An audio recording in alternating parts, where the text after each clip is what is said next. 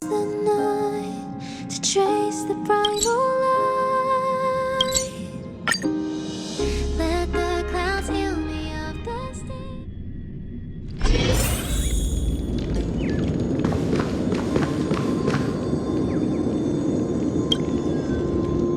Ah, friend. My expression wasn't much better than yours when I first saw this.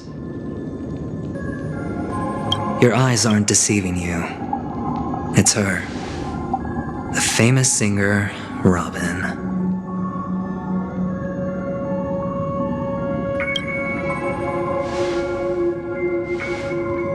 Well, first of all, can I just say that this had nothing to do with me? I'm just an unlucky bystander here. The family can testify for me. If you don't believe me, just ask anyone in the Bloodhound family. They hate me and they hate the IPC, so they'd never lie. This is not where the crime happened. What I showed you was a memory. The most basic light cone manifesting tech, authorized by the Garden of Recollection and owned by the IPC. Did you really think the Galaxy Rangers were outsiders this whole time? Penacony has made a solemn commitment to protect the safety of anyone inside a family dream. Any person in distress will be forcibly awakened and safely returned to reality. What gives them the confidence to make such conclusive statements? Because behind this promise is the harmony. The family's Dreamweavers link up their minds together to construct an unbreakable defensive line. Breaking through this line of defense to create death in the dreamscape. Not even a memo keeper could do that without the family's permission. Who could have done it, friend? The only one is her. The girl who calls herself a Galaxy Ranger. An imposter. An unsought guest, an emanator who hides her true identity. Ifrit's death was a foregone conclusion. And Robin? Her misfortune was staring right at her. Who will be the next to die?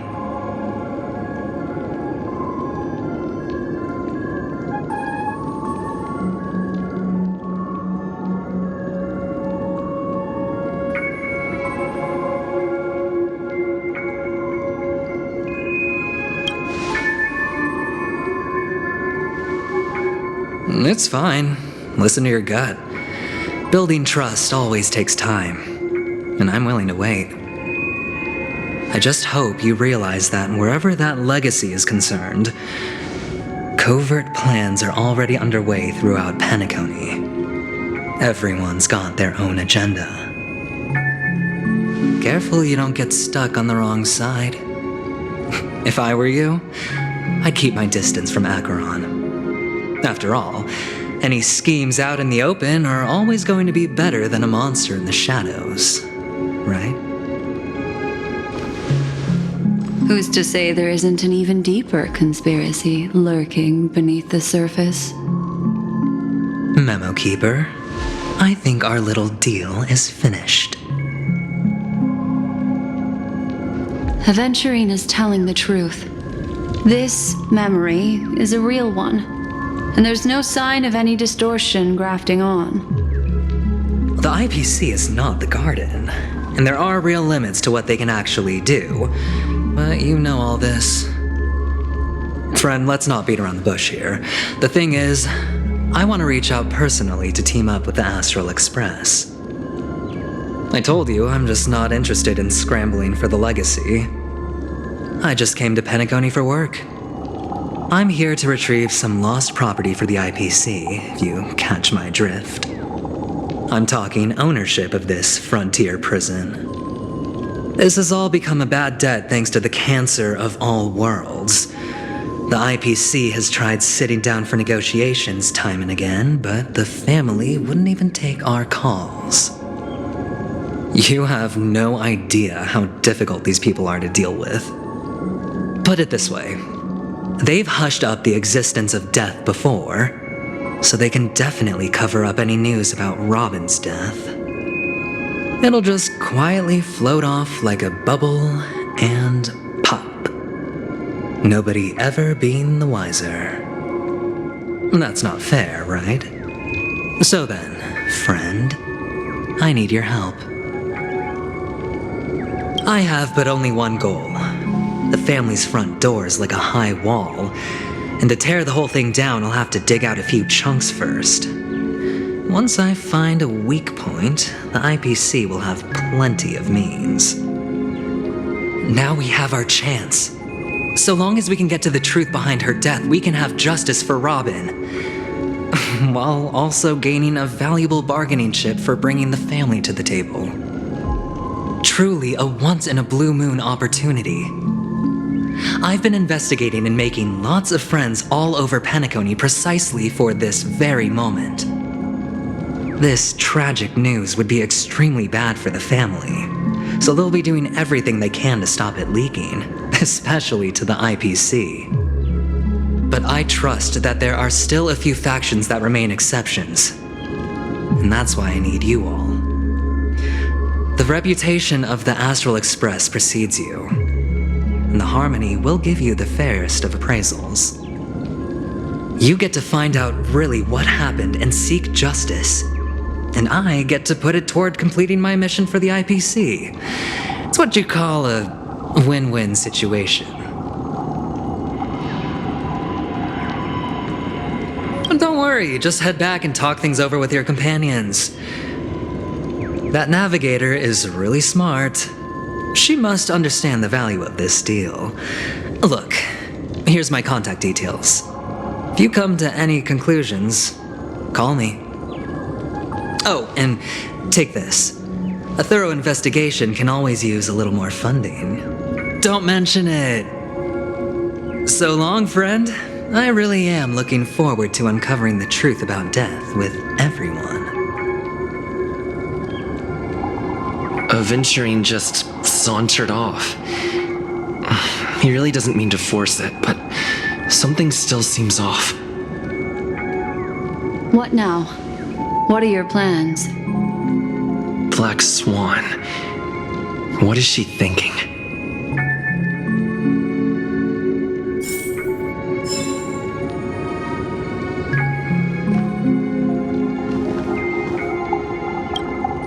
On the surface, this doesn't look like a bad deal for you. But Aventurine is a shrewd merchant whose scheme won't just be as simple as it appears to be.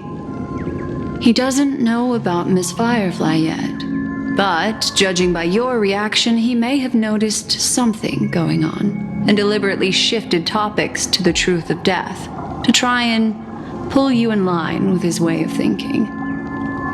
That's quick thinking and very sound logic. Aventurine is no fool, and working with him definitely has its dangers. But you're talking about real evil. Anyway, be careful out there. There's more than one way to blaze a trail. In a dark forest beset by wolves, ensuring your own escape to safety should be your primary concern. As for the other questions,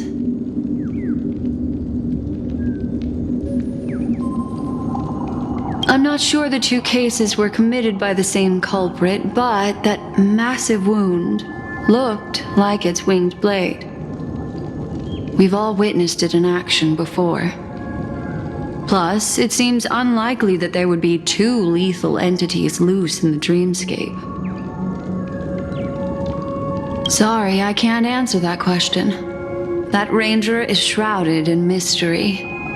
I'm afraid no one is capable of providing an answer. But without a doubt, she is the most special guest at this banquet. It's like Aventurine said just then. It's best to keep your distance from her. Two victims appearing one after the other in a very short time span, in and of itself, that's very unusual. Two possibilities. The collapse of Penacony's dreamscape has started speeding up. making death extremely agitated and weakening the family's protections. Or everything has been planned out and executed by someone. If someone has chosen these victims deliberately, first a smuggler, then a family celebrity, then this murderer's motives are worth thoroughly chewing over. It's all happened so quickly, I can only make conjecture. After leaving here, go have a chat with your companions. I hope you can clarify the source of this confusion.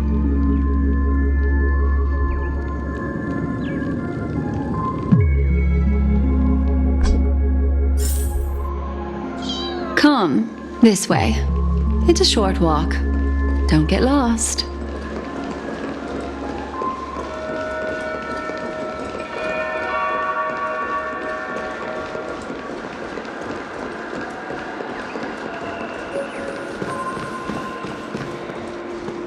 This way.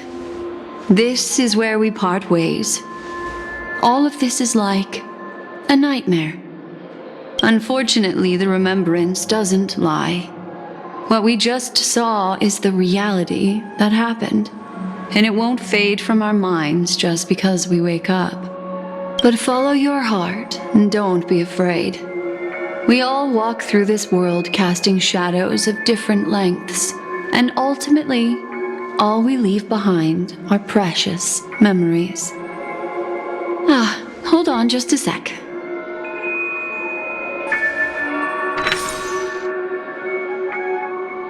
There you go. A small parting gift. If one day you unfortunately fall into the deep waters of the memory zone and there's no memo keeper to join you, hopefully it can guide you on my behalf. I also pay great attention to the ways of the world. Just think of this as an apology from me for hiding something from you. Then, I've something private to take care of regarding that Galaxy Ranger. Let's leave things there, shall we? What fascinating memories will you bring for me next time we meet? I sincerely look forward to them.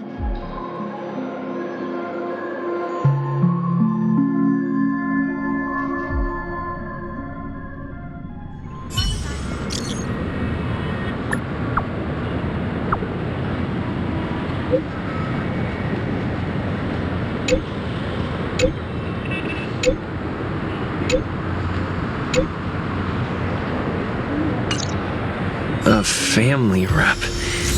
Is Himiko okay?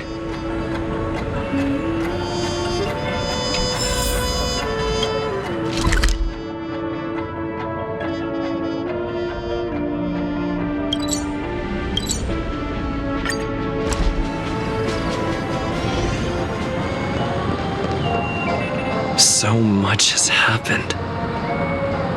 I should take a moment to gather my thoughts and wait for everyone to arrive.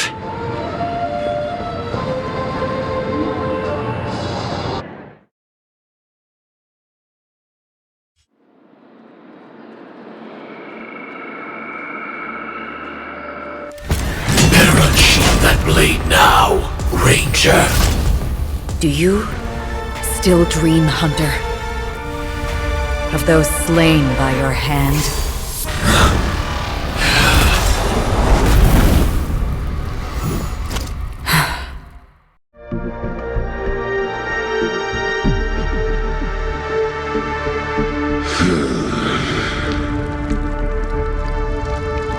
It appears the outcome has already been determined. You're still alive, as are you. You still have room to make a choice. Leave the music box behind, and then go. Choice. The bloody trail of the destruction leaves no room for hesitation. The Taurus Fire Demon. Even if you sacrifice your life for that Eon, you won't get special treatment. Ranger, you tread the narrow path of the hunt. you could never understand. We come from the fire and are born bathed in fire. We spread, burn, and destroy until all the kindling has burned out and we leave only ashes on the ground. Burning forms the entire life of a fire demon, from the beginning to the end. We are born to die, just to put into practice a profile of another universal truth. All things are created for the destruction. Your companions don't seem to think so. They fight for your chance at survival. They are my children, and just as I was, they are flames that have yet to burn white hot. They're still young, and I don't blame them. But my flames are faint, and time is running out. Can you see the planet of festivities in the distance?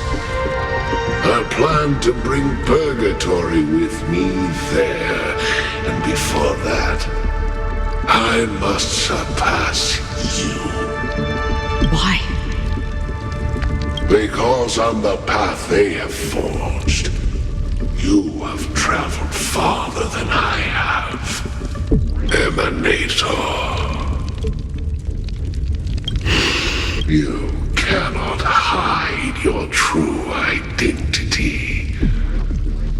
Draw that sword, for we shall indeed remain here, bound to fight a decisive battle to the death, for I choose this. Destruction is intense, but brief. To cravenly cling to life is to endure an endlessly prolonged existence. Even if the answer turns out to be your own destruction. What is important is not the answer, but that it exists, just as you exist. Everything exists to be destroyed. Emanators are no different. Just as even sweet dreams may be born of the void, the so-called impossible is merely something that is yet to happen.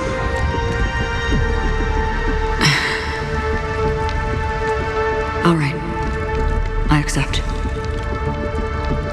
You shall witness the most brilliant and intense fire in existence.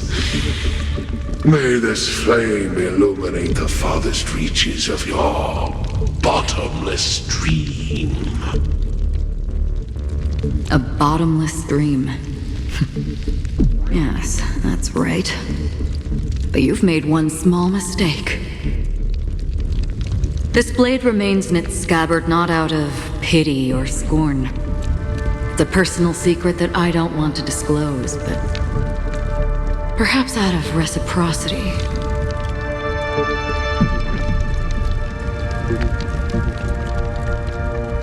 I'll reveal the truth to you. The hunt is not the path I truly follow. May death be the end of your boundless dream, guiding you back to the waking world.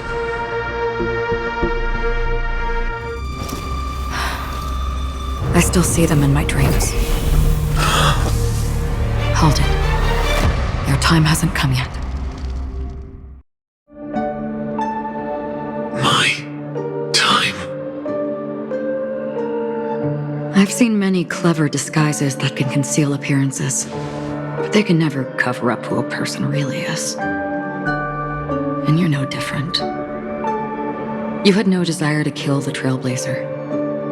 You only did what you did to drive me and the Memo Keeper away, but Why? Did Destiny's slave make you do it? You know, Elio. I thought this is just the kind of thing that'd get written into your script. My script has always been brief. Other than that, anything beyond that is unnecessary. He knows my nature. There is but a single destiny from which no one can escape. And until then, I hold the privilege of choice. However, you appear to be ignorant of this. So it's time for me to inquire. Who exactly are you? Not your enemy, perhaps. That's not what I asked. I don't deserve your curiosity. Loners wandering the cosmos always have their secrets. Take me. I'm wanted by the IPC, so it's little wonder that I know something about the Stellaron Hunters. That's all. Maybe I can help. What reason would you have for doing that? I tend to forget things. Which is why, rather than memories, I'm accustomed to using my emotions to capture what I normally wouldn't otherwise. So, I know who is inside that cold armor. How about it? Ready to take off that armor and sit down for a talk? It's not yet time. I don't need help, but I can give you a suggestion that would make things better for you and me. If your goal is the Watchmaker's legacy, then go look into the family. Not only are they covering up the existence of death, but they're burying the past and the truth about what happens inside the dreamscape. Already on it. And the Astral Express is no enemy of yours. I know that. I just never expected to hear you say it. What's next then? The Trailblazer's been taken by Black Swan. Will you go look for him?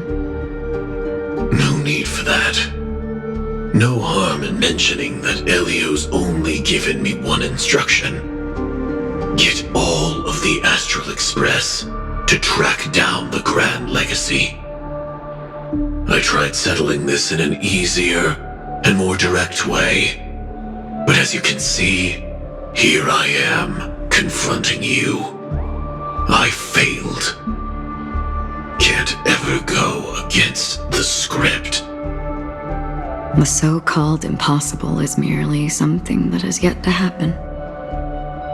That said, before we split, can I ask you one more thing? Is there anything else in your script about me?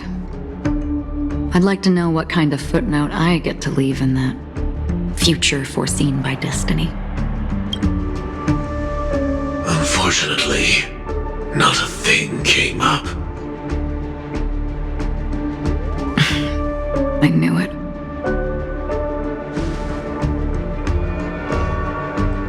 Hang on. I don't. Don't. What? Your first question was, do you still have dreams about everyone who died because of you? I don't. Never have. I was born without the ability to dream.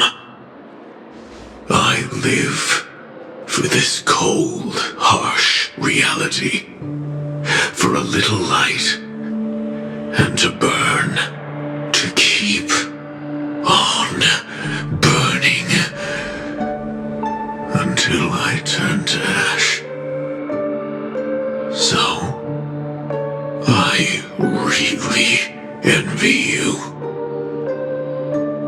Is that so? Then you're already living in the waking world.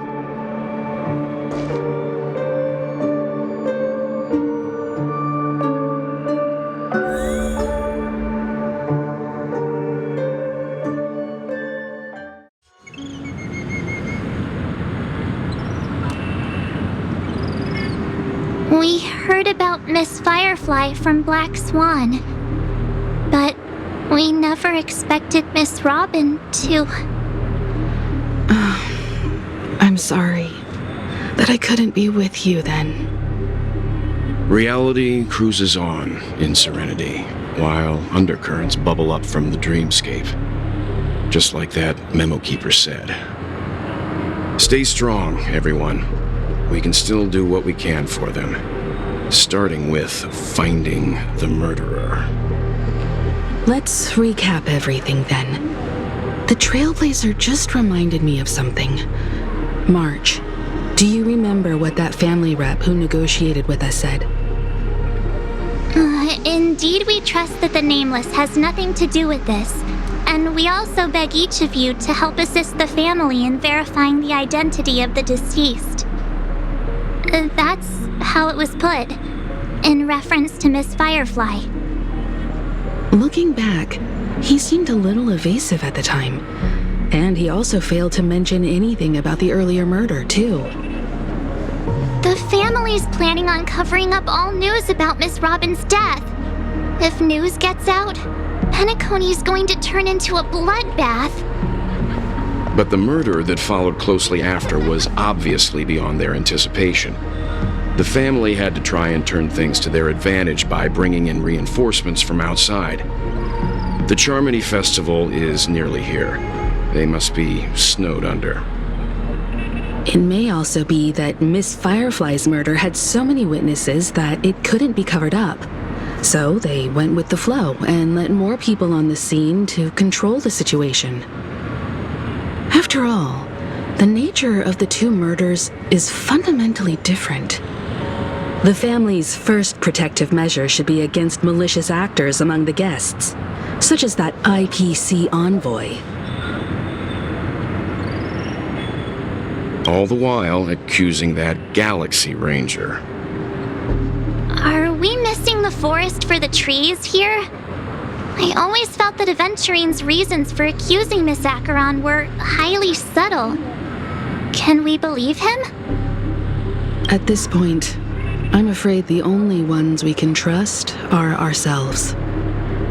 Look, let's try to gather intel first and then list all the possible outcomes we can. Then we go through them, eliminating contradictions one by one. The fewer facts remaining, the closer we are to the truth. I've still got this sense of foreboding. It's like we're stuck in a whirlpool, spinning around that legacy even after everything that's happened. This time we're playing the role of a real detective. But before we start, what are we going to say to the family and Aventurine? As I see things, the family harbors no ill will towards the Astral Express. If they didn't trust the crew, they wouldn't have casually commissioned outsiders to investigate a case that's, in all likelihood, a scandal. Plus, this is the family's turf. Teaming up with them should make things easier for us in the future. As for that Aventurine, well, I'd like to hear your thoughts. He's complex. He deliberately slow-played his hand during negotiations while running circles around us all the while. He appealed convincingly to both reason and emotion. It wasn't forced, but the intent was obvious. Still, it's good to have contacts among all this uncertainty. Aventurine showed his skills, and as far as our interests are aligned, he can become a reliable ally. We also need to keep a certain distance from the family. Never let them get too close. Teaming up with the IPC helps balance that out. If either side makes a move, we have the option to pull out. So you suggest accepting Aventurine's proposal to team up? Yes. It's risky, but we can only wait until both sides have played their cards before making any further judgments. I get why, but there's a whole lot of bad guys and girls around here, and I'm worried about getting stabbed in the back. He's been bullied a few times now, and I can't stand it anymore. You're like a broken record. Forget about it. Just let me keep an eye on him. If that doesn't work, we can just turn the tables and use him instead. Then, could you please reply to Aventurine? Everyone, take this time to put together your thoughts.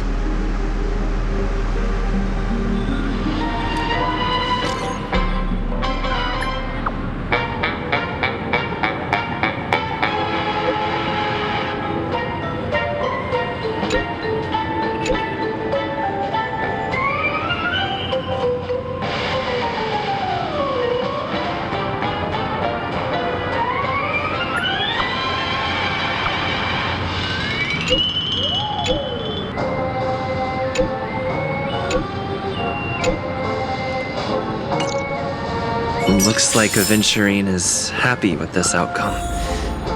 Let's tell everyone about it. Aventurine's goal is to try and recapture Penacony for IPC. To do this, he'll have to bring down the family in its entirety to create a big enough chance. The existence of death will be covered up by the family. So how does he plan on taking them down? It's gotta be something important enough that everyone will notice. But it also can't be anything too out in the open.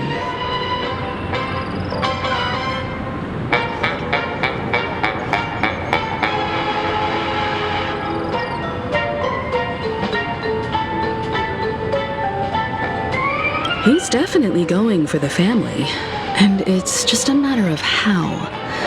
The harmony is strong in Penacony, and almost impossible to take on head-to-head. The fact that the IPC dispatched Aventurine shows that they do not intend to simply play by the book here.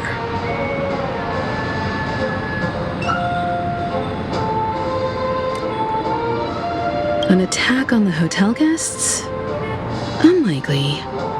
Penacony's guests include quite a few bigwigs known throughout the whole cosmos. People who not even the IPC would dare take lightly. Aventurine is a shrewd merchant, and there's no way he doesn't know that.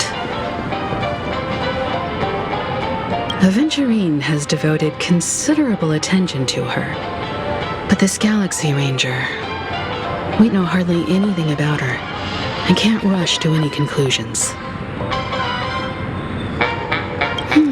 I was also considering this possibility, especially because he respects you so much and has sought you out before a few times. Perhaps he's also unsure of your intentions and is probing you. I'm just speculating. In any case, we have to be careful when handling Aventurine. He's skilled at reading people and discerning the right moment to strike. Also, he's clearly a born gambler if he's willing to go all in to win.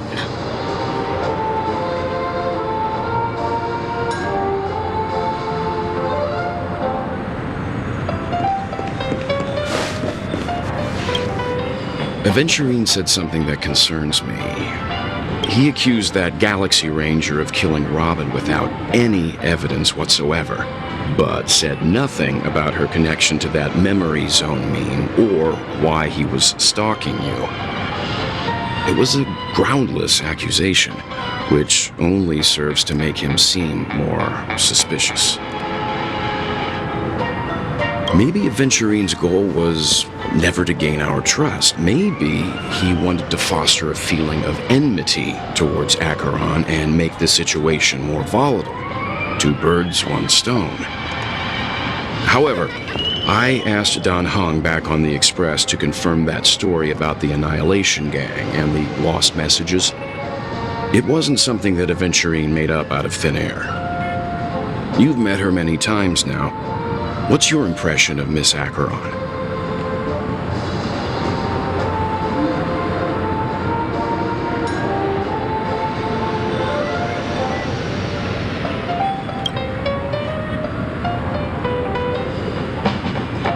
That fits the stereotype of a Galaxy Ranger to a T. They're eccentric, unpredictable, and fond of being alone. No wonder she's a suspect.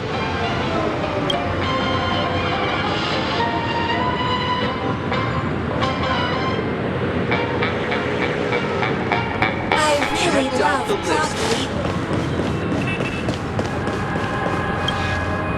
I hope it's not too soon to bring it up, but I feel like Miss Robin isn't actually dead, but that she's still alive and well. Somewhere. That everything's just some horrible prank. Because aren't we supposed to be inside a dream? How could someone die in a beautiful dreamscape like this? Shouldn't only good things happen here? Whenever I see the Grand Theater, I just can't stop all these thoughts from flooding my head.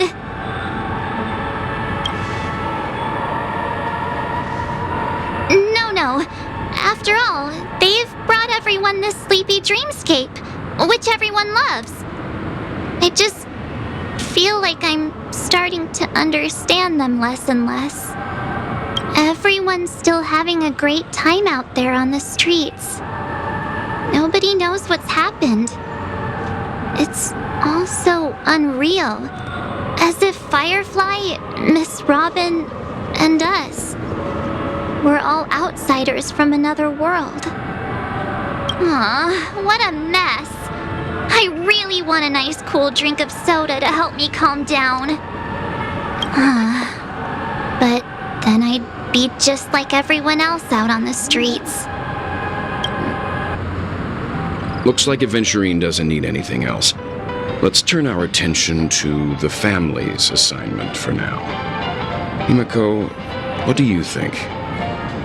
Among our current clues, the two murders that he witnessed are the most directly connected. I suggest starting here.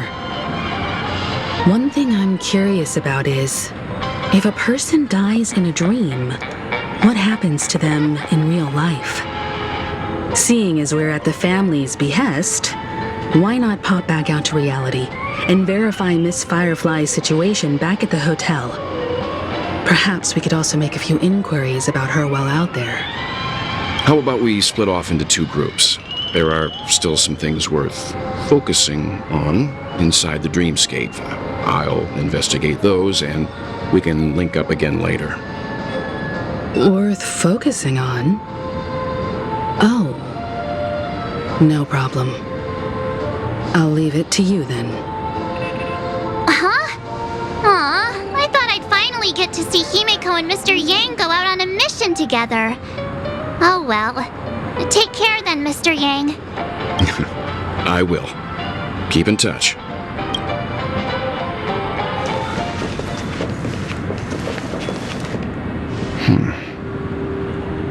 Honored guest, could you come out for a second?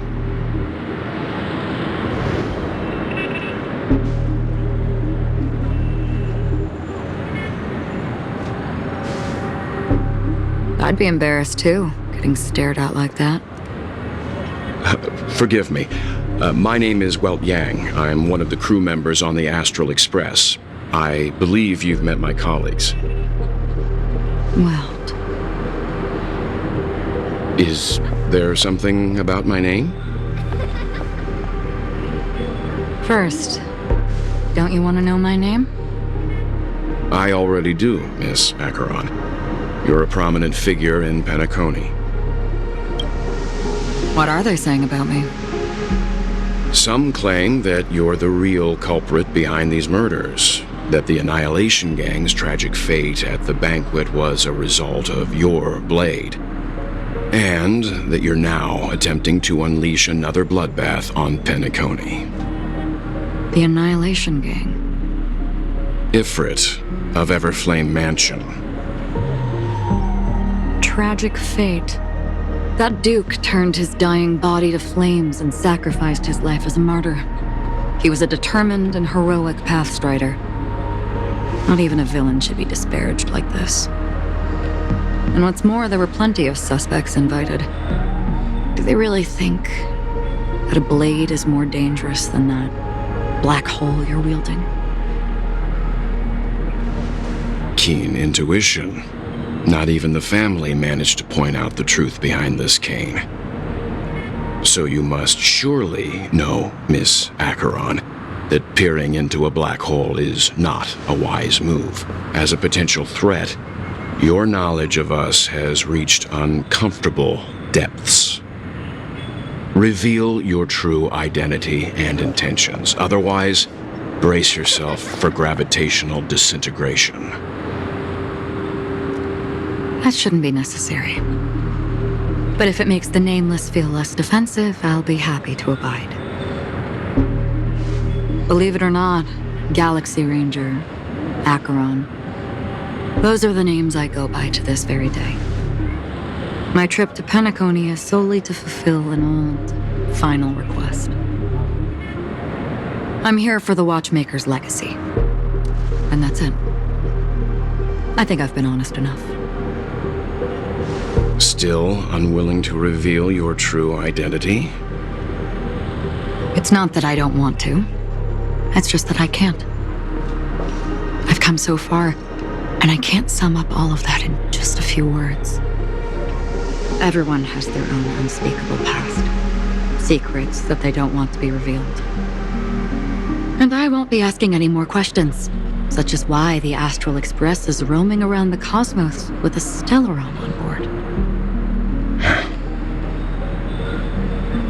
Is he okay? That memo keeper didn't do anything, right?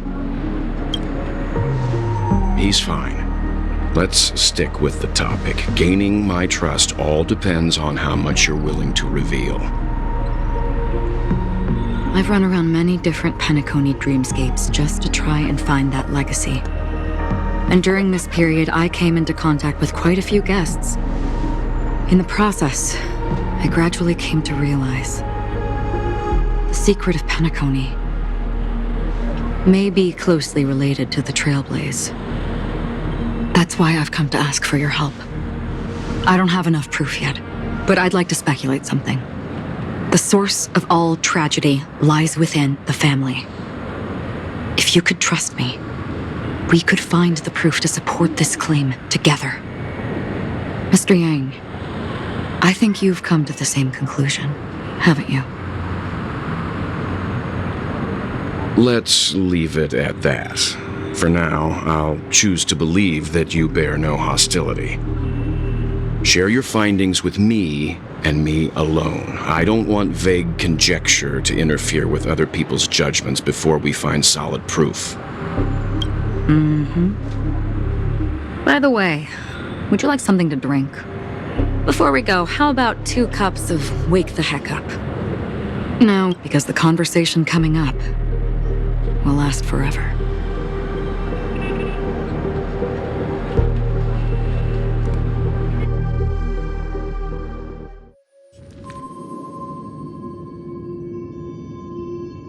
I've been watching her closely for a while now, and the first invitation was in the banquet hall of the hotel. She just sat in one corner, keeping silent, chugging down a couple cups of Wake the Heck Up.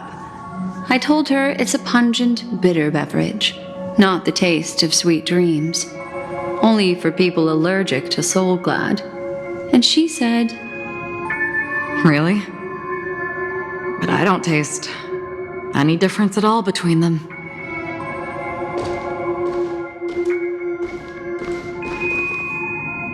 the guest rooms are charmingly minimalist. An aesthetic you share, Miss Acheron. It's a cinch. This music box. The invitation received by the Annihilation King. There are latent memories that linger on it yet. You see, memories of you are not yours alone. They travel in other people, other things. I know much, and I can predict even more. With some help, the dead can be made to speak. The Annihilation Gang, that band of desperados who all disappeared after meeting you. What exactly happened to them? Well, let me reveal all.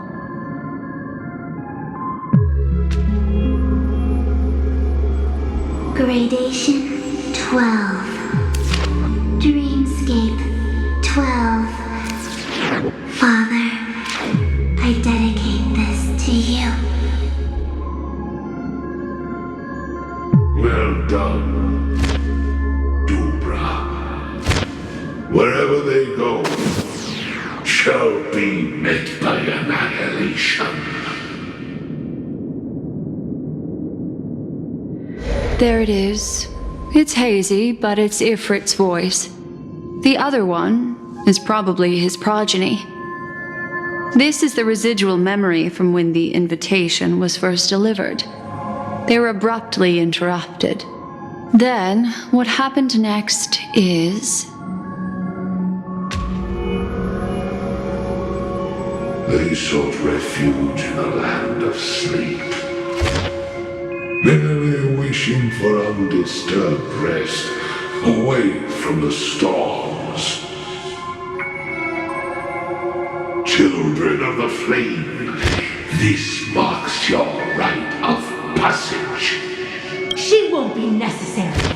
I alone am enough.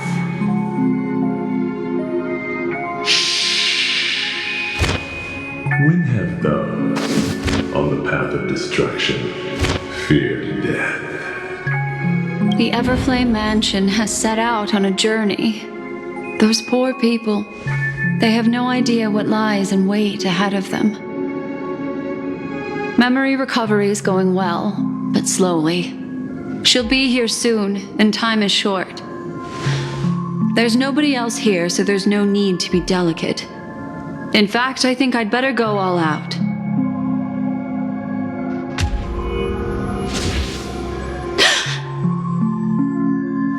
What happened?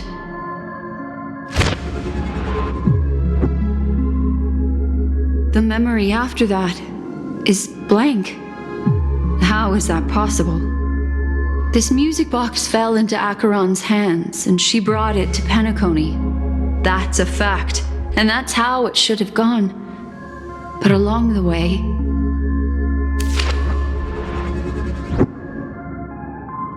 it's like it's been erased. Who's done this?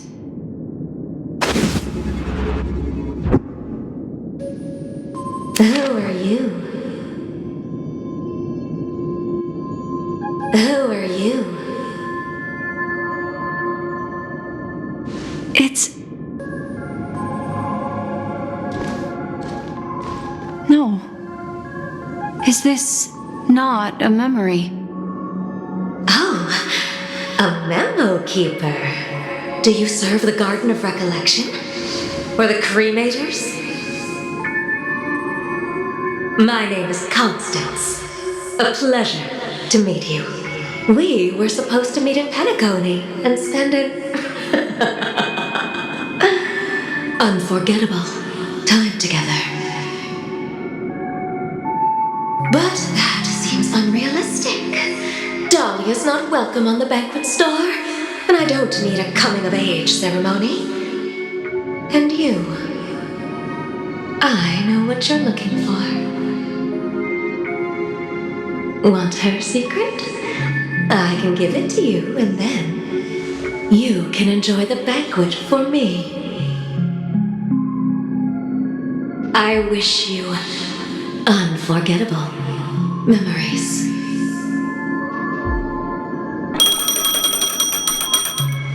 Oh.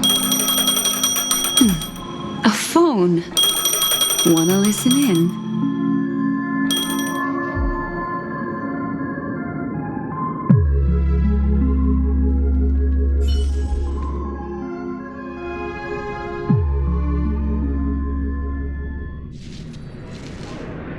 A few days ago, the IPC made an announcement. Under the watchful guidance of the Marketing Development Department, and in accordance with the Interstellar Peace Charter, the independent Sigonian sovereignty has hereby been established, and shall take a legislative seat at the Interstellar Congress. The formation of the Sigonian sovereignty is of great historical significance to the Sigonia system. This move puts an end to the planet's long and bloody history, turning the sensational Kataka-Avgin extinction event into a distant memory.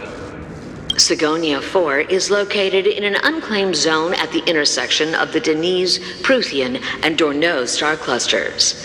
The planet's surface environment is known for being extremely harsh, constantly faced with the threat of impact from small-scale celestial objects. This is why very few intelligent species have made this planet their home, dividing themselves into several tribes to eke out nomad lifestyles as they struggle to survive the arid desert wilderness. They have developed their own folk beliefs that are independent of the Eon belief system. Sigonia. Sigonia. Ravenous eye of the storm, spurned by all the gods. Land of rock, but not water. Lightning, but not rain. Blood, but not tears. You beat us with your falling stars. You lash us with wind and storm. You chew us up with the cracked earth. You promised us a land of honey, yet yoked us beneath a sword of bitterness. Oh, Gaiathra Triclops, if thou can hear me, please open up thy 3 eyes and gaze upon this child. When you took his father, my child was still sleeping in my belly. And where my husband went, I too soon must go. I don't ask for a peaceful death, just for you to tell me, does the baby swaddled sweetly asleep? Does he dream of his mother's heartbeat and the sound of falling rain? Please tell me whether this life is all just a fleeting dream. Otherwise, why would this child be born to face impending death? Mommy! Mommy, the rain. It's raining. Raining?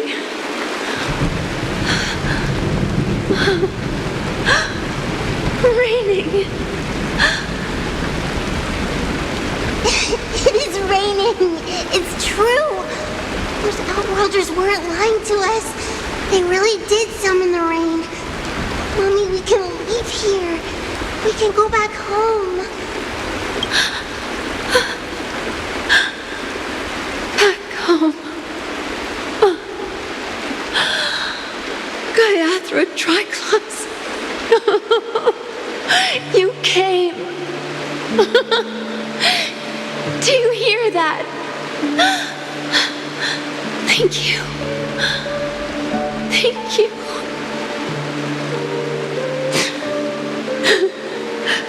Darling, listen. This is the sound of rain. On the day you were born, the sky also sent down a gift like this from Gaiathra. Such a lucky child. Such a blessed child. Just like your name. A gift from them to Avgen.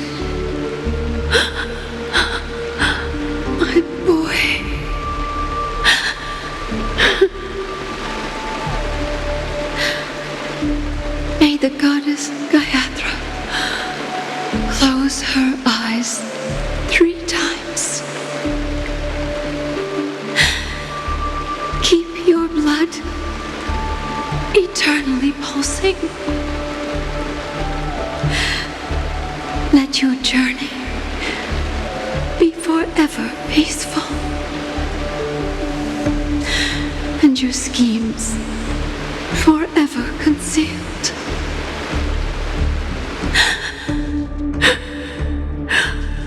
Welcome to this sad world, Kakavasha.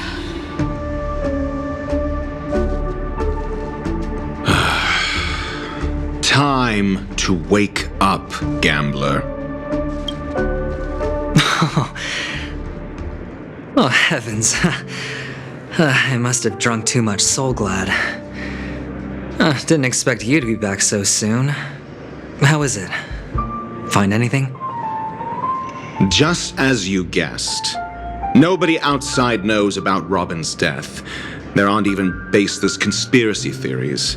They're still streaming the rehearsal for her ceremony, using a stand-in, I guess. They must be dreaming. Of course. Who could imagine that death would actually descend upon the idyllic dream created by the family? Let alone that the victim would be the female lead of the Charmony Festival. To be honest with you, I didn't believe it. I even tested it a few times myself, until I discovered that I couldn't actually die. Whenever there's any danger, I'm forced awake by the dream pool, and it's all as if everything were just a nightmare. That's why I'm convinced that there are a few big secrets lurking behind the scenes. Then you must have heard about the Memory Zone meme. When I graciously deigned to establish connections with the Oak family on your behalf, they were quite in a pitiful state of disarray. Besides Robin, there was another body. I don't know the exact details, just that it was a stowaway. 2 murder cases? I told you something seemed off about the Nameless. He must have come across the other one. This murderer is a psycho. But I have to admit, the case should be easy to crack. We can leverage the family's malfeasance and let the IPC use this as a reason to intervene. It's just that their trickery runs deeper than I thought. Robin's stand-in was all ready to go. These 2 murders are definitely getting hushed up. What should we do? Let me think. It's too rare an opportunity to miss out on, so I gotta be careful. Incredible, gambler. Have you already exhausted your limited repertoire of tricks so soon? There are plenty of chips, but it'd be best to choose carefully. The most straightforward has to be Robin. Remember? That masked fool once told me to find a mute as a friend. Robin is what she calls the mute. She has lost her voice, and while most people can't pick up on it, you and I cannot mistake that sound. Not produced by any voice box, but rather by the resonance of the harmony. If that girl hadn't gone hoarse from singing practice, there'd only be one possibility. Something was up with the family. Or Robin herself. To get to the bottom of this, I tried every way I could to meet her. But she died. Right before my very eyes. A complete and utter loss. Incidentally, it seems to have resulted in your rather undignified arrival on the interrogation stand. There were eyewitnesses at the scene, and the family, in their graciousness, has tentatively accepted your alibi. However, for the foreseeable future, you shall, regrettably, find yourself under the vigilant watch of the hounds. Well, things aren't looking too optimistic, Doctor. I'm starting to break out in a cold sweat. Do you reckon there's still any chance of a comeback, given how things are? A probability? Yes, it exists, but it verges on the infinitesimal. To phrase it in a manner more befitting the vernacular of Penacony, you're dreaming. But if you simply can't control yourself and want to try your hand, then there just so happens to be a suitable candidate. That man wants to see you again. Who? Sunday. Is this a public hearing or a private trial? If it were the former, it would hardly befit my stature to stoop to the role of a mere messenger. Fine. Oh, that's great. It's all great. You see, the dead can't talk, but the living can. Ratio, I'm convinced now that there must be something wrong inside the family. Oh, just you wait and see. That man's sister has died. He can't sit on his hands. Well, without any further ado, let's set off. Lead the way. The show is about to begin.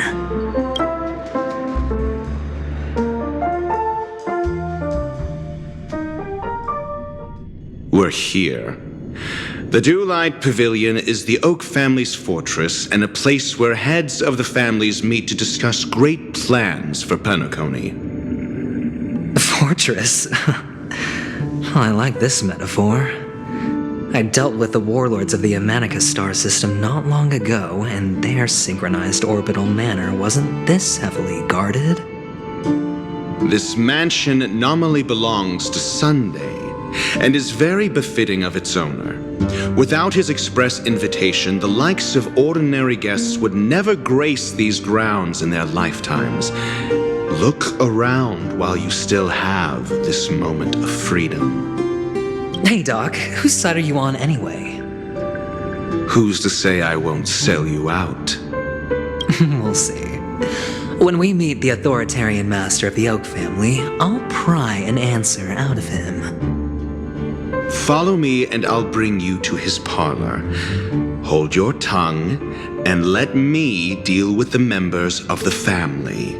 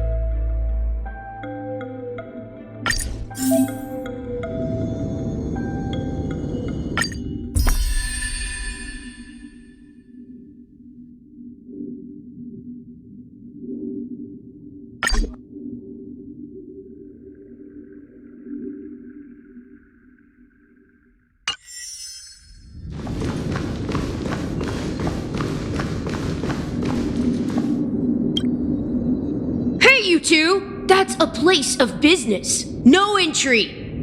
I was requested by Mr. Sunday to bring him the suspect. My name is Ratio. He should have mentioned it to you. Oh, I remember you. Veritas Ratio. Your punch virtual particle clock is impressive. Excuse me? The one on your head. Of course, it's nothing compared to my full pocket dimensional annihilating power armor of the Mobile Knights. Right, and as I mentioned, that fantasy raiment of yours doesn't exist. That's because you can't see it. Like I say, only family can see the glory of the Mobile Knights. Enough. Get going. Don't keep Mr. Sunday waiting. It seems like the idiocy index here is no better than it is out there.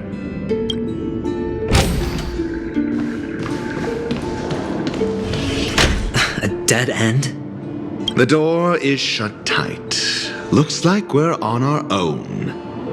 I mean, there isn't a door. How did you get in before? For security reasons, the family built the administrative site deep in the dreamscape, with the mechanisms hidden in these nightingale statues. The direction of the statues can be controlled. On the previous occasion, an attendant named Kona had gone to the side room to verify something before setting the statues in the correct positions. Well, maybe we should do the same. Let's go and take a look. Of course, we can also use brute force.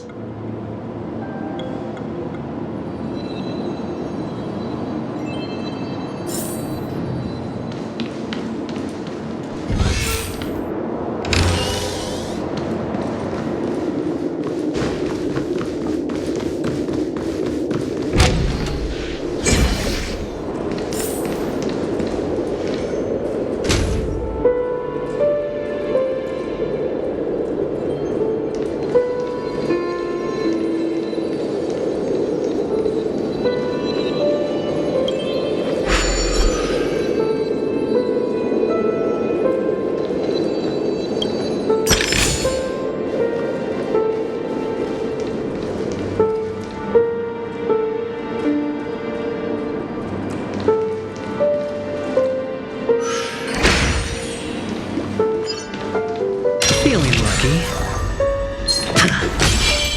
Oh, the bigger the risk.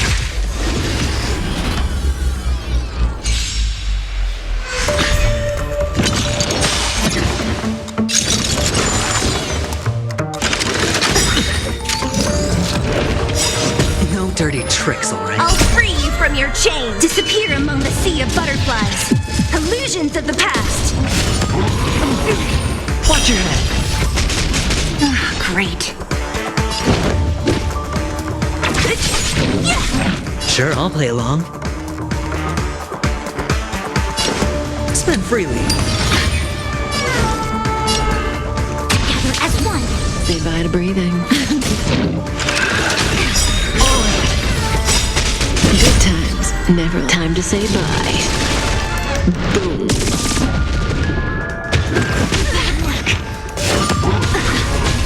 Watch your head. Don't mess with me. I hit the mark. Relax. The dice have been cast. Bust. Or maybe I'll take it all.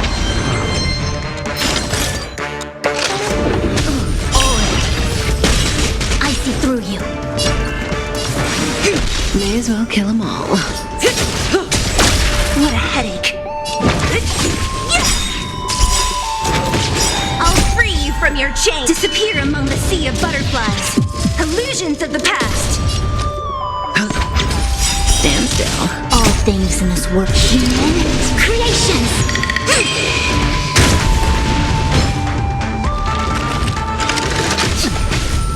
Yin and yang. A quick divination.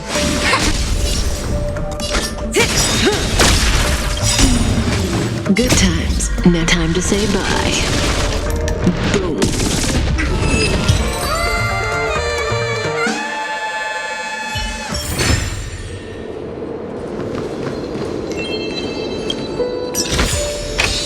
Fortune follows luck, just like it always does.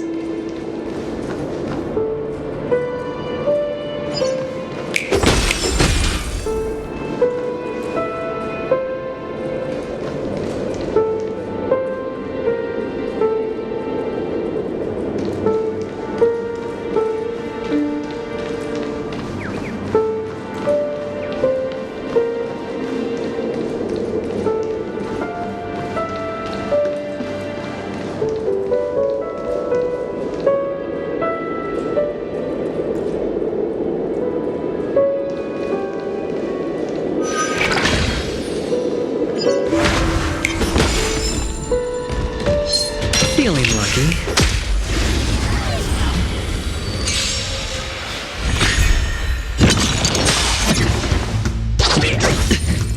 Don't mess with me. Hedge your bets. Spend freely. Bad luck. Watch your head. The dice have been cast. Bust. Or maybe I'll take it all.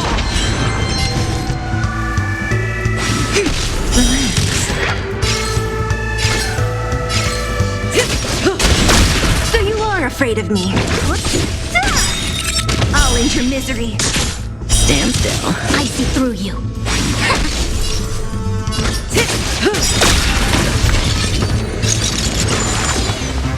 Good times. Now time to say bye. Boom.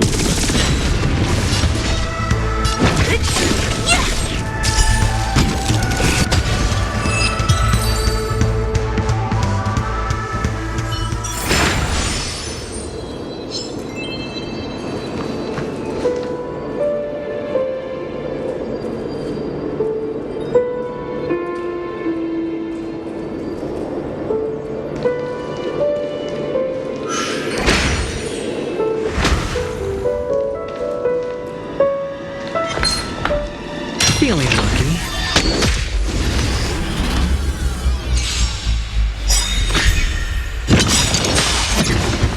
I'll free you from your chains. Disappear among the sea of butterflies. Illusions of the past.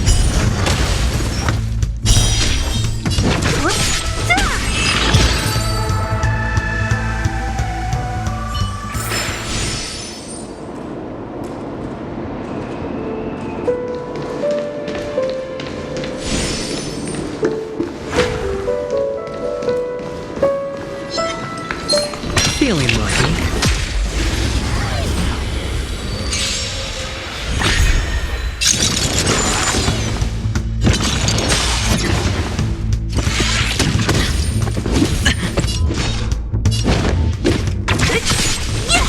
Sure, I'll play along.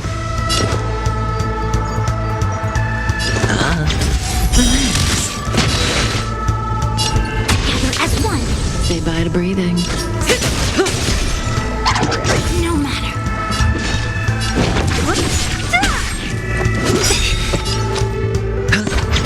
Stand still.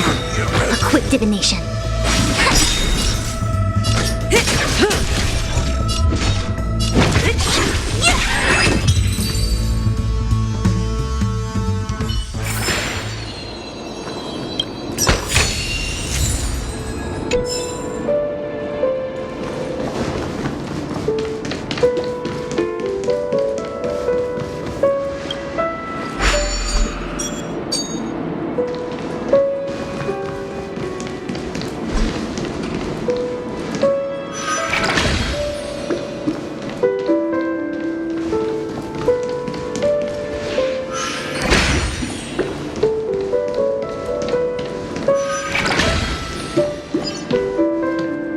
Six nightingales facing in different directions. An obvious hint. But are these nightingales? They are. What's wrong? How can nightingales be so huge? They look more like torment eagles to me. There are no eagles in the five families, only nightingales. Why am I wasting time with you on this?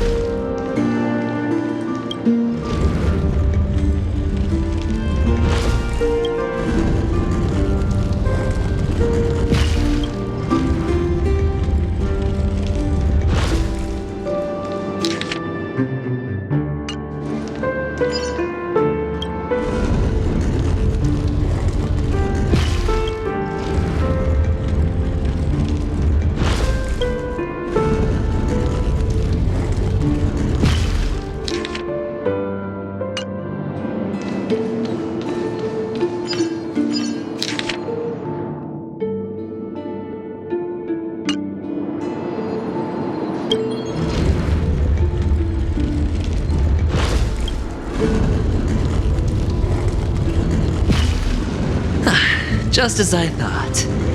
Here's the correct answer. A truly miraculous discovery. Perhaps I should offer you the chance to join the Genius Society. Really? Well, I thought you'd given up on that already. I was being sarcastic. Can't you?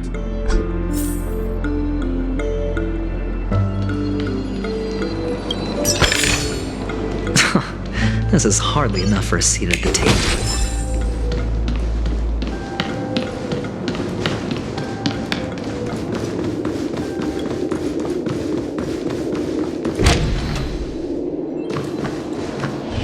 Oh, impressive.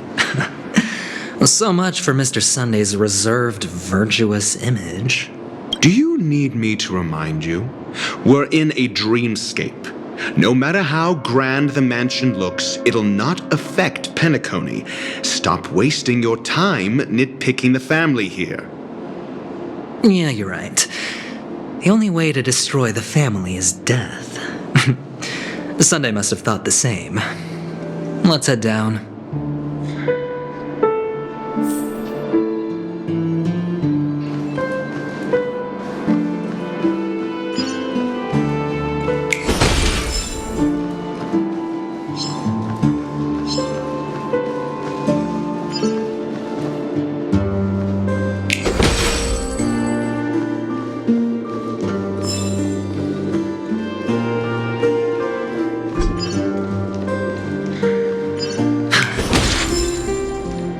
Hold on.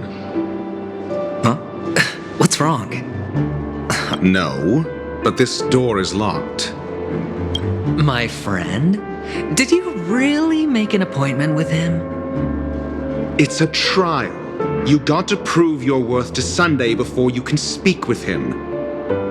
If I'm not wrong, we need to find a way to open this door in the hall, or this place will be our prison. Oh, an escape room. My favorite. Get serious. I've no time for games. Let's head back. The hint is probably in that prominent sandpit. Wow. That's an enormous sandpit. I'd love to build a tall building for myself. Once I have enough savings.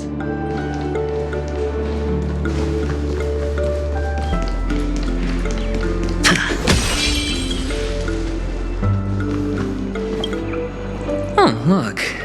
There's a noticeable gap in the model. I believe you're right. There wasn't a gap before. That man must have done it intentionally. Well, with your brilliant mind, you shouldn't have any trouble recalling what was here last time. Right, Doctor? Of course. Let's look around. When I see it, I will know it. Fine. Fine. Why do I feel that we're pursuing a degree in burglary now?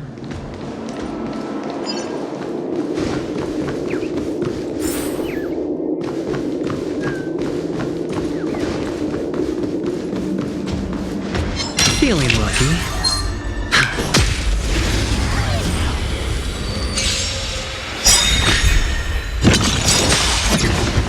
Good times never last. Time to say bye. Boom. Ah! Who's next?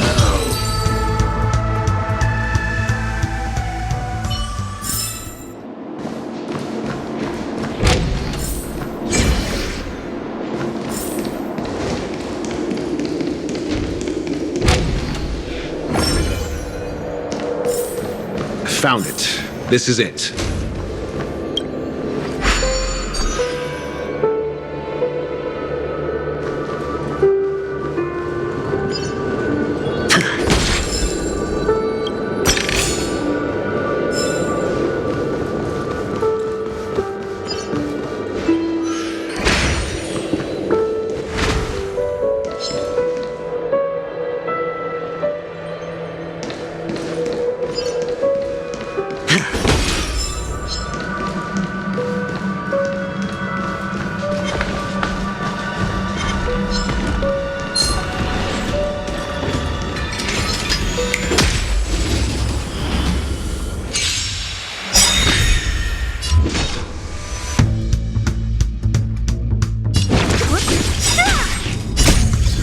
disappear among the sea of butterflies. Illusions of the past. Spend freely.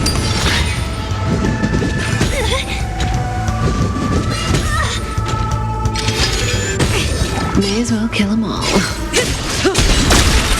A quick divination. Stand still.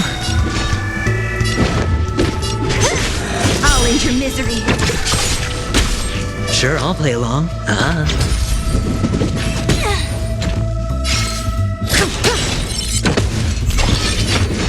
Good times. Now time to say bye. Boom.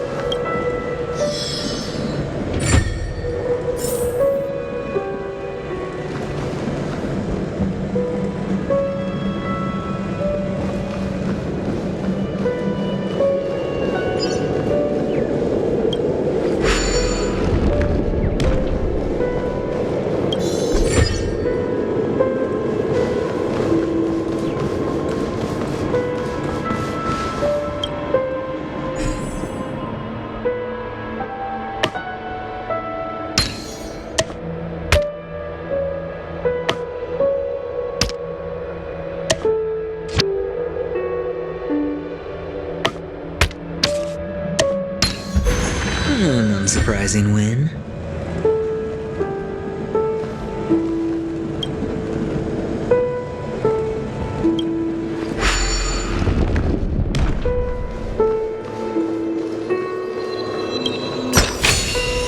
A reward with no risk? I'll take it.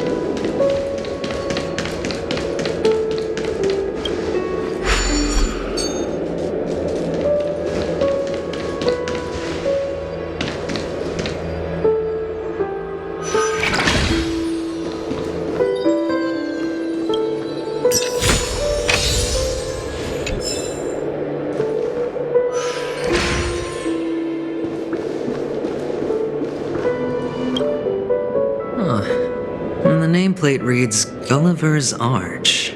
Well, I'm amazed you can remember something this tiny. You know, this reminds me of a tunnel I once saw that could shrink people who passed through it. If I were you, I would shut my mouth. It's wise to remain silent when you should.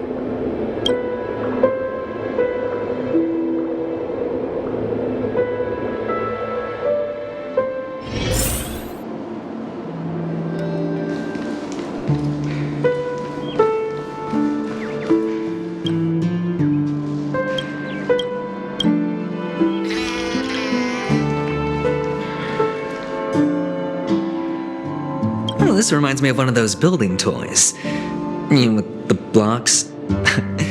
I've never played with them before. I wonder if it's more interesting than stacking chips. Oh, look. The gap is closed. And it fits perfectly. So, what's next?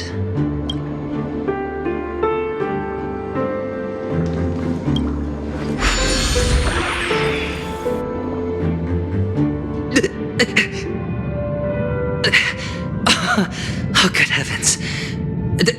Did I shrink? Am I still in a dream? Indeed. Oh, Doctor, you're huge.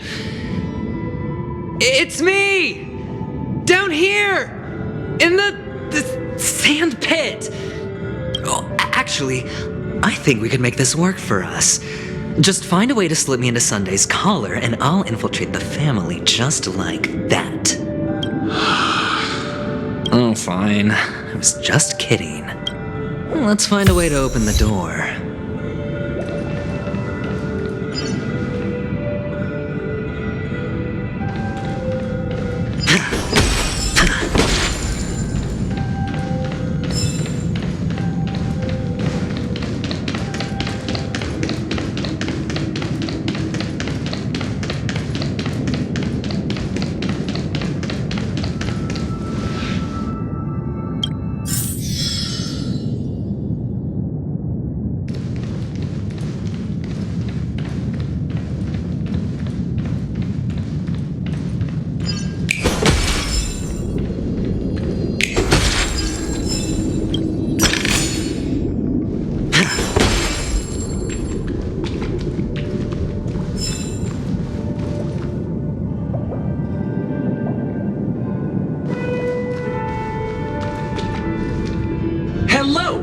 Welcome to the Golden Hour base model.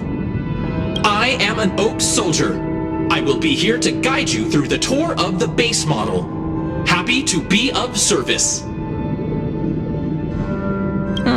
And tell me about the tour. Hello! Welcome to the Golden Hour base model. I am an Oak Soldier. I will be here to guide you through the tour of the base model. Happy to be of service. Generating guide. Please wait patient.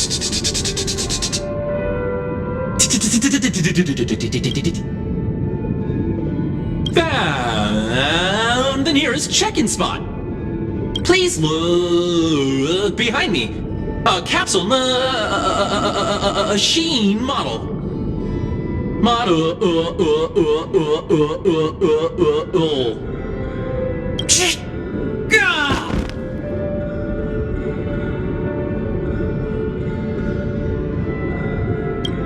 What's up with that? Now the family's toys are trying to frame me? I didn't do a thing to it, Doc. You've got to be my witness. I saw nothing. Oh, capsule machine. There's no mechanism on the floor. Could there be one at the top? Doctor, do me a favor.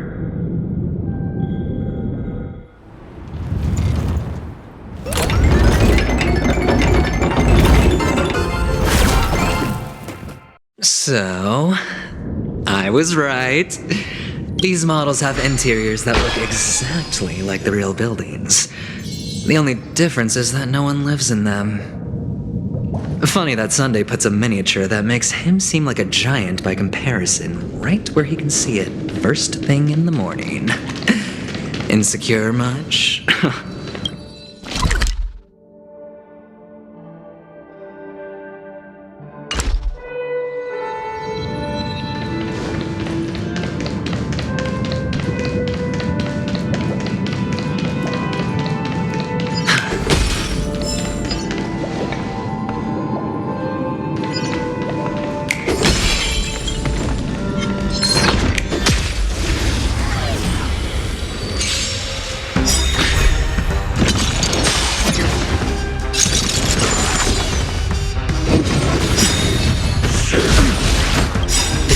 Been cast. Bust? Or maybe I'll take it all. Great. Let me end your misery. Better hedge your bets. Going all in. Tabs on me.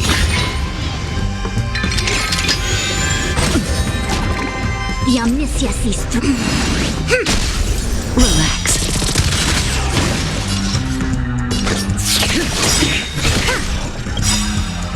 Good times never last. Time to say bye. Boom. Who's next? Stand still.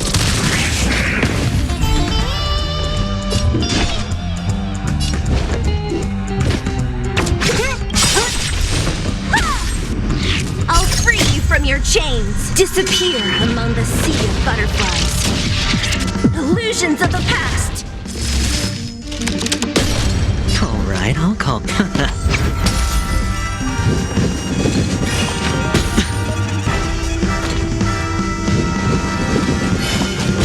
luck! All things in this world have their best stratagems. Constellations are human creations!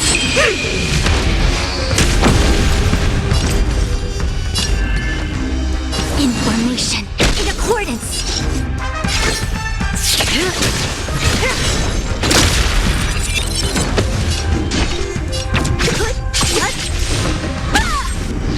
Better hedge your bet. Can't lose this one.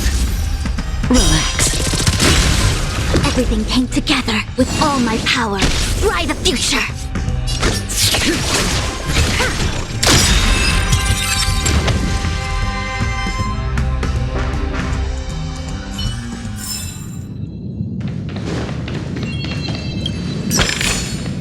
A reward with no risk?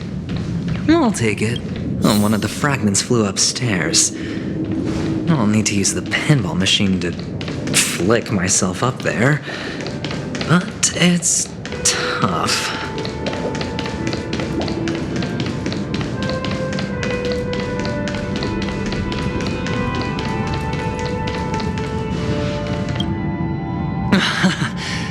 Oh, great. There's another pinball machine base here. And it's empty too. Doc! I'll need your brain power again. There's no need to yell, I can hear you. The pinball machine must be hidden somewhere in the hall, like the arch. Wait here, and I'll be back in a minute.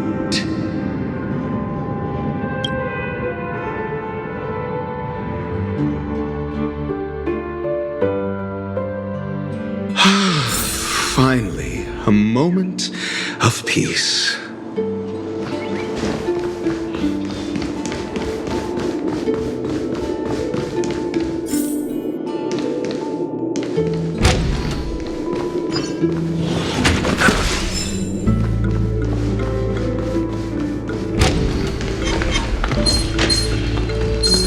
For the theater of the mediocre.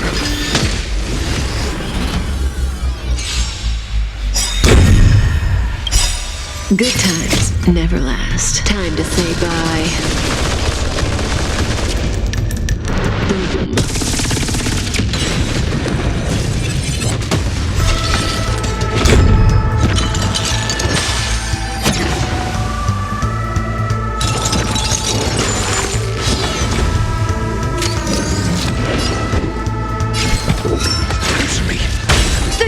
afraid of me.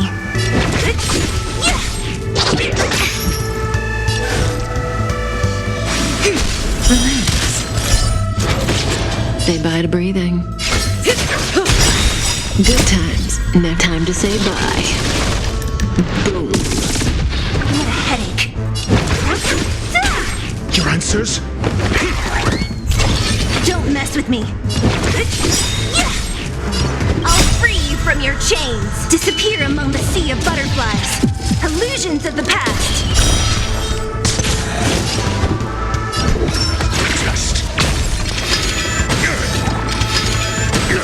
A quick divination. Stand still. So you are afraid.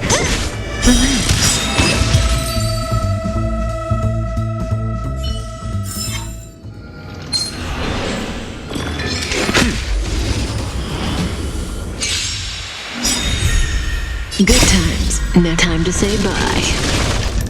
Boom.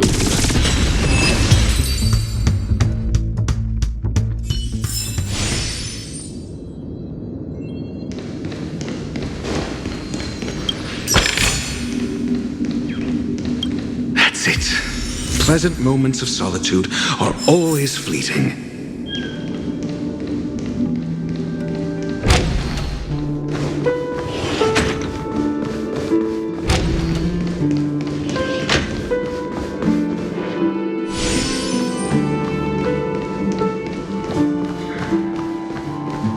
Oh, you're back.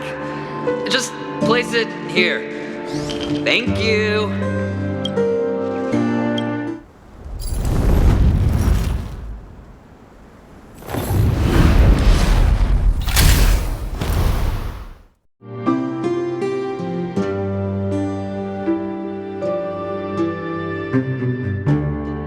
Thanks, Doc.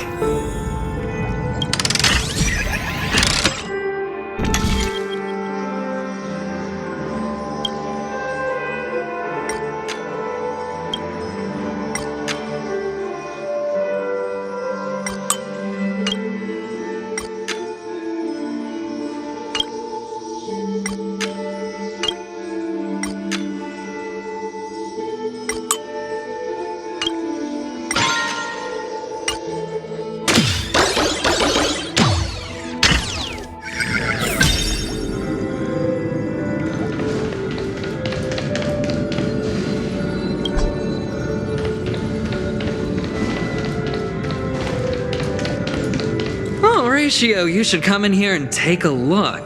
The view here is breathtaking. Honestly, you could easily squash me with just a pinch. If that is your wish, I will do so without a moment's hesitation.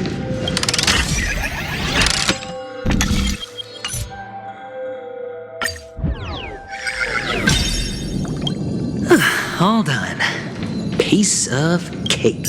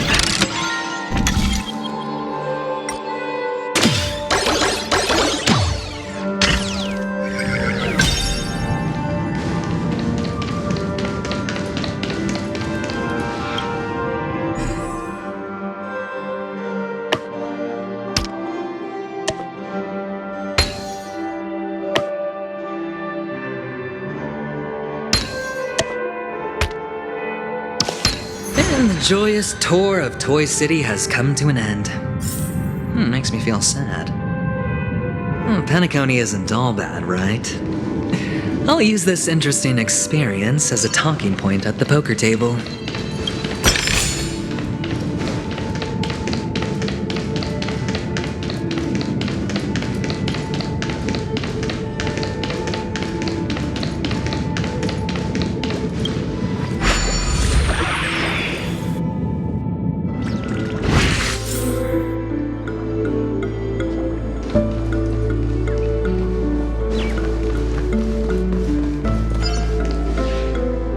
a pity you made it out of the sandpit alive. Sunday is just beyond this door. From my limited understanding, he's not someone easily handled. Are you prepared? Yeah. Only I believe he's the one who should be prepared to face me. Tell me about your plan. I don't have a plan. I'll just play it by ear. There are only two kinds of bargaining chips when dealing with people: benefit or fear. Looks like sincerity isn't in your dictionary. Am I not sincere enough? There's no need to emphasize it. We've got to make good use of death. That man's sister is dead. He won't be able to turn a blind eye, and that's fear. And I'll help him find the murderer. He can't do it due to his status and position, but I can. And that's benefit. On what basis do you believe he's incapable, necessitating the delegation to someone from a rival faction? The IPC? Simple. Because that murderer could very well be a traitor hiding inside the family.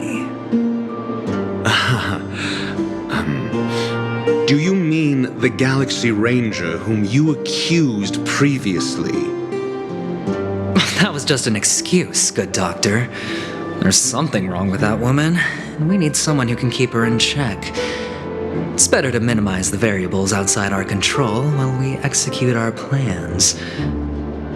Moreover, I need to know her identity, if I'm lucky.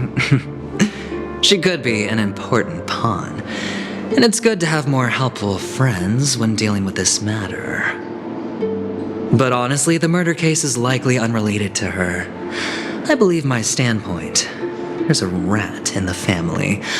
Otherwise, why would Mr. Sunday arrange a private meeting with us? This isn't an interrogation, but a secret negotiation. We'll see.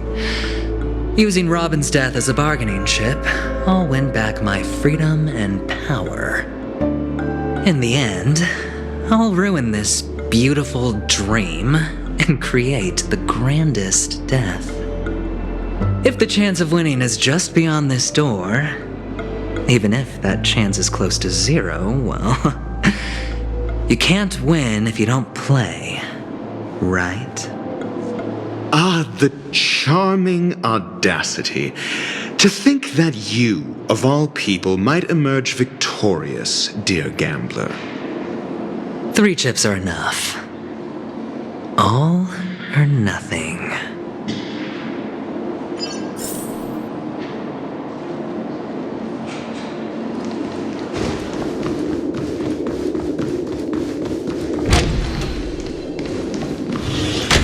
It seems my puzzles are too effortless for you, IPC Ambassador. I appreciate your words. And I see you put a lot of effort into welcoming me, Mr. Sunday. However, this is no way to greet a guest. Well, this isn't an invitation, but a summoning. Before we speak, I need to test your character.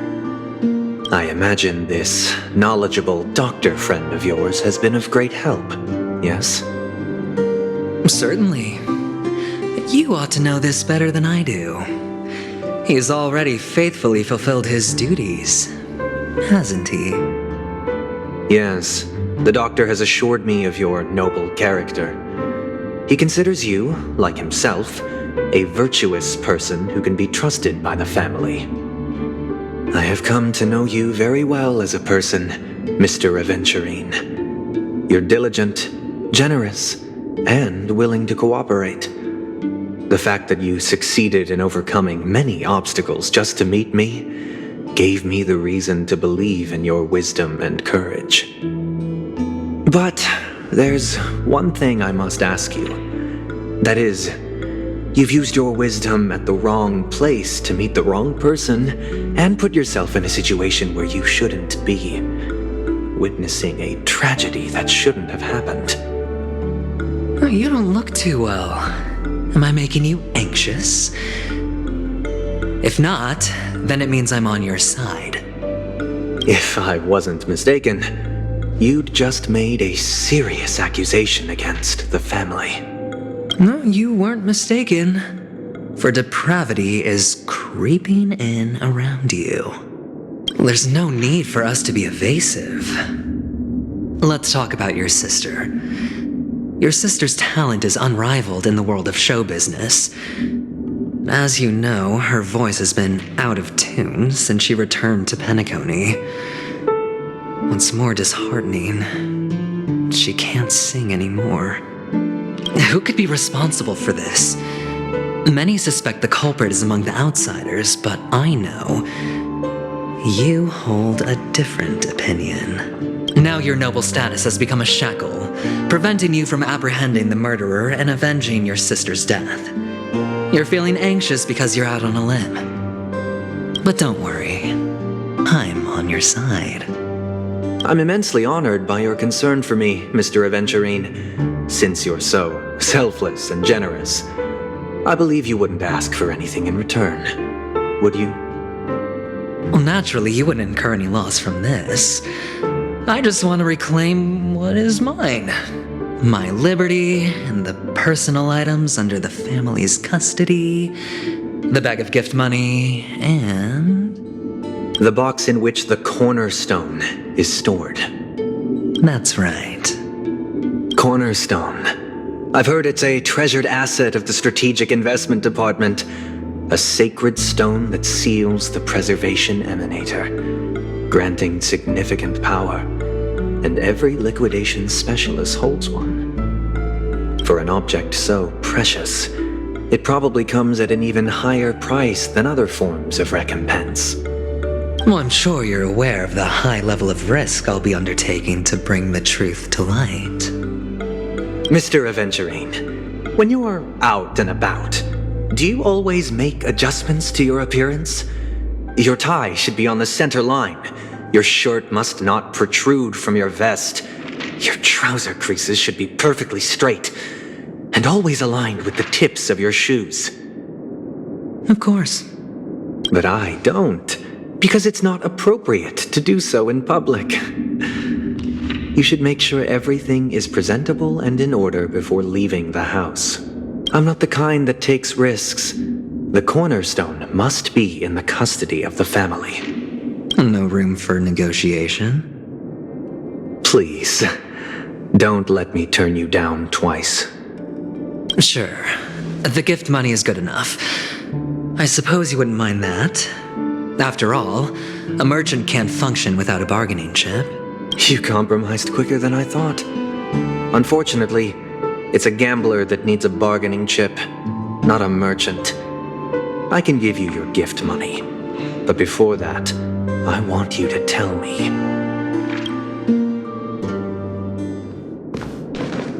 The fact that you can decisively forsake the box you asked for, what exactly is stored in it?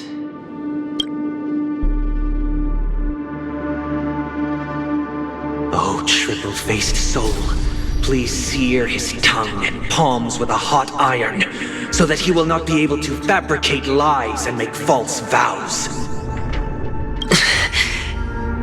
What have you done? Under the light of the harmony, all wickedness is revealed. I implore them to shed their light, and I'll ask you questions on their behalf. Next, you have 113 seconds to prove your innocence and gain my trust. And if I refuse to answer? You can try, and we'll see if the harmony rejects you. Question: do you own a cornerstone? Yes. What a simple answer. You, too, understand that idle chatter leads only to poverty. Did you hand over the cornerstone to the family when you entered Penacony? Yes. Does the cornerstone you handed over to the family belong to you? Yes. Is your cornerstone in this room right now? Yes. Is your memory free from any kind of tampering or deletion, encompassing but not restricted to the techniques of the Garden of Recollection? Yes. Are you an Avgin from Sigonia? Yes. You even know about that? Do the Avgins have any ability to read, tamper with, or manipulate one's own or another's mind? No. Does it matter? Do you love your family more than yourself? Yes. All the Avgins were killed in a massacre. Am I right? No. Are you your clan's sole survivor? Perhaps. Do you hate and wish to destroy this world with your own hands? I don't know. Interesting. Now, the final question. Can you swear that at this very moment, the Aventurine Stone is safe and sound in this box?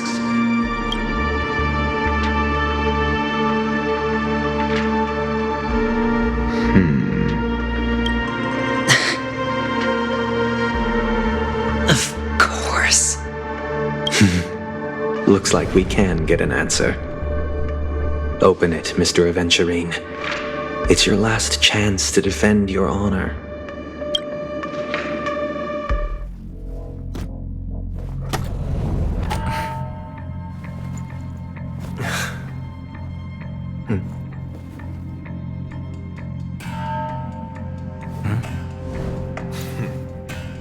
Please.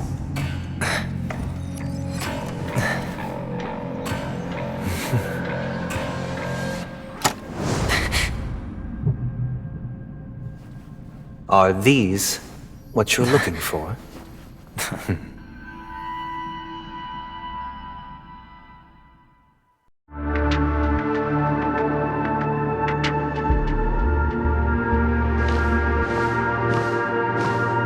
Since you came as promised, learned doctor, does this mean that you are willing to take the side of the family in this farce?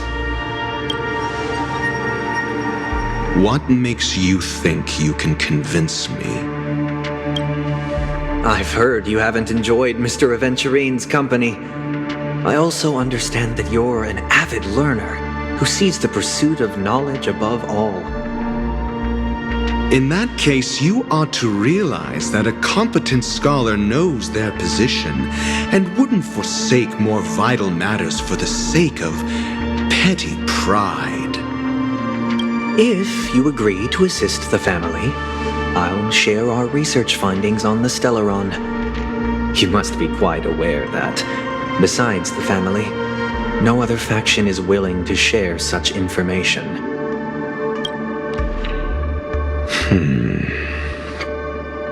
Cut to the chase. What do you need from me? I need Mr. Aventurine's comprehensive plan. Haven't you confiscated his cornerstone? You can't expect a featherless bird to take flight. But I've also heard the 10 elites in the Strategic Investment Department have united, progressing together in the interests of the IPC. You'll have to speak more clearly than that. The cornerstone, which Mr. Aventurine surrendered. Was it really his? You question whether he would entrust you with someone else's cornerstone. The 10 Stonehearts aren't as united as you think. Cornerstones are significantly more precious to them than their very own lives. But you know that he's a crazed gambler. The more vocal he is about it, the more cautious I must be. I never imagined someone would share his way of thinking. Honestly, you should see a shrink. Bring it. The box containing the cornerstone is unique, and only IPC senior staff and related members can access it. But I happen to be among them.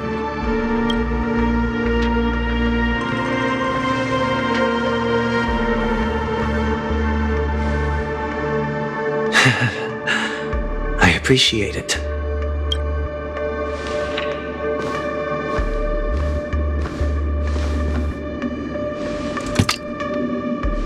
Unfortunately, your guess is correct.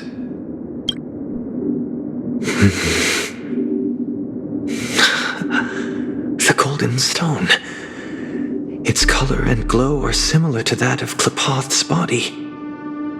This is the very ruse he intends to use to fool you. He won't reveal to you that the 10 Stonehearts chisel their own will into the cornerstones, granting them an unparalleled radiance. And this golden statue is also known as Topaz, not Adventurine, and it belongs to Topaz. So, do you wish to confront him? Not at the moment. I'm more interested to know the location of his cornerstone. The safest place somewhere you'd never think of. Because he never intended to hide it. In fact, that cornerstone has been in your hands from the very beginning.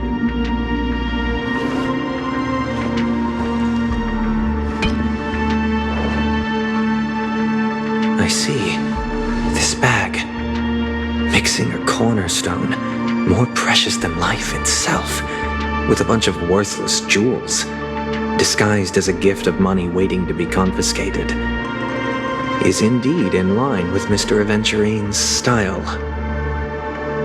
Then he makes up some trivial excuse, downplaying the matter, and requests the gift money. This is a gamble, one he's all too familiar with, betting on your single misstep, leading to a total loss. Learned doctor, I am grateful for your help. The family will surely reward a righteous person like you.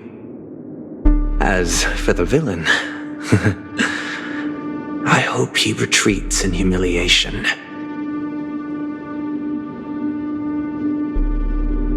It was all thanks to your friend with a keen eye that I could add a blot of utter failure to your storied career.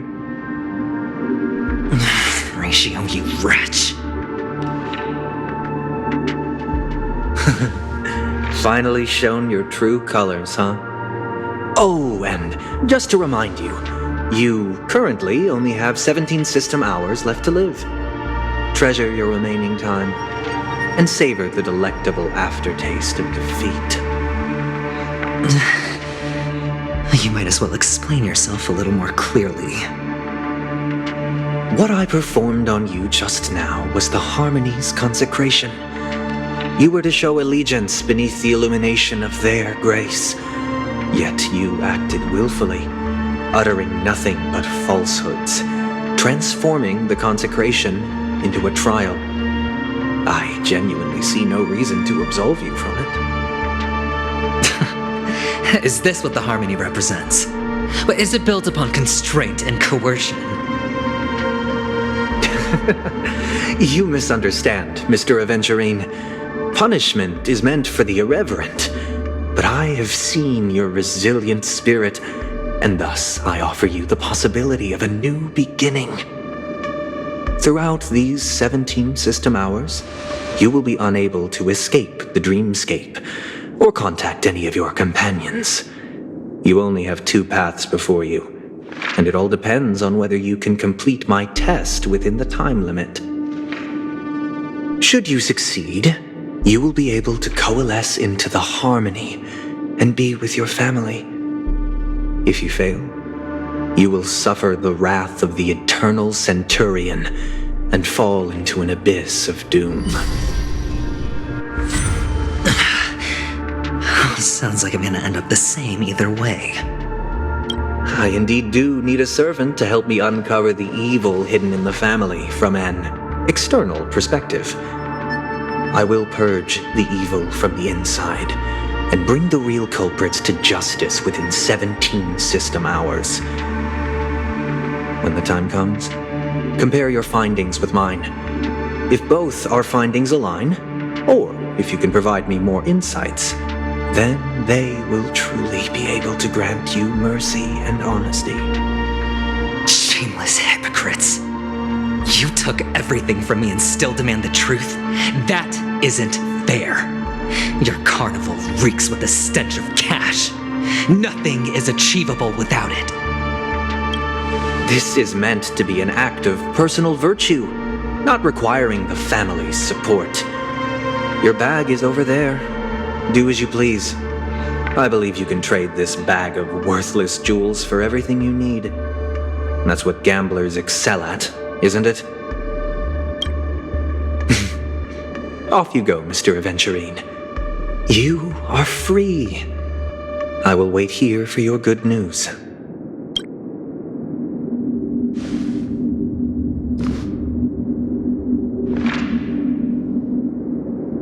This meeting isn't an interrogation or a negotiation. It's an outright execution. Why would I do that, Mr. Aventurine? I'm just wondering what a passerby who stumbled upon a scene of a murder could have found out. That's all.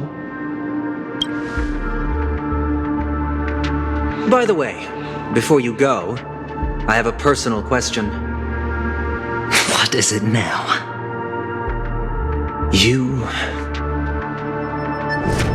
Do you truly wish to bring about the destruction of this world?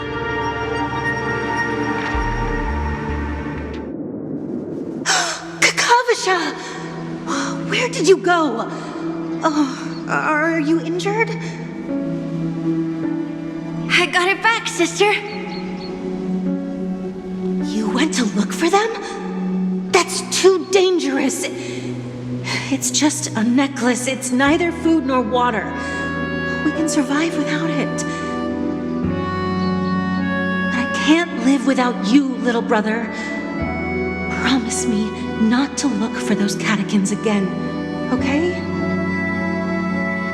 Sister, don't be afraid. The catechins are fools, but I'm smart. I played a game with them, and I won. Won? What happened exactly? Tell me. I made a bet with them. The two birds in the desert and me. Who will die first? I won. They suspected me of cheating, but I didn't.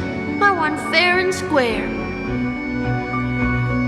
Of course you'd win. You've always been a lucky child. Gayathra Triclops must be watching over you. But that's no reason to push your luck by going up against those bloodthirsty, cruel catechins. Have you forgotten how Mom and Dad... Look, this is just a necklace. But Kakavasha, you are my only family.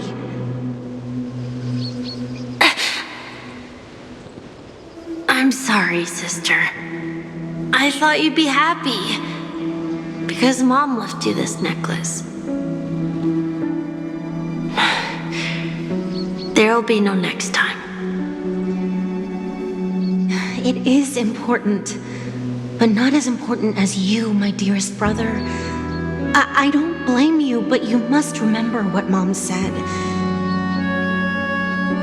Pain and poverty are the trials of Gayathra Triclops. She has also granted us a chance, and that's your good luck, Kakavasha. Your good luck is the most precious wealth we, all Avgin, have. You're a child blessed by Gayathra Triclops and can lead the clan to happiness. So always remember to protect yourself and never resent the pain and poverty you're going through, all right? Listen to me and swear to Gayathra Triclops. Okay. We'll swear to Gayathra Triclops to protect this wealth. But sister, if Gaiathra Triclops was really watching over us, then why did she not protect Dad when he was swept away by the quicksand? After all, Dad went to the Catechins' land only to prepare for Gaiathra Triclops' offerings. And where was Gaiathra Triclops when Mom was shivering in our arms? Mom was still pleading for Gaiathra Triclops' forgiveness under her breath until the moment she closed her eyes. Sister, everyone praises me for being smart, but I don't get it. If every rainpour was Gaiathra Triclops' forgiveness and grace, then how bad were our sins? So much so that we were born in this world of death?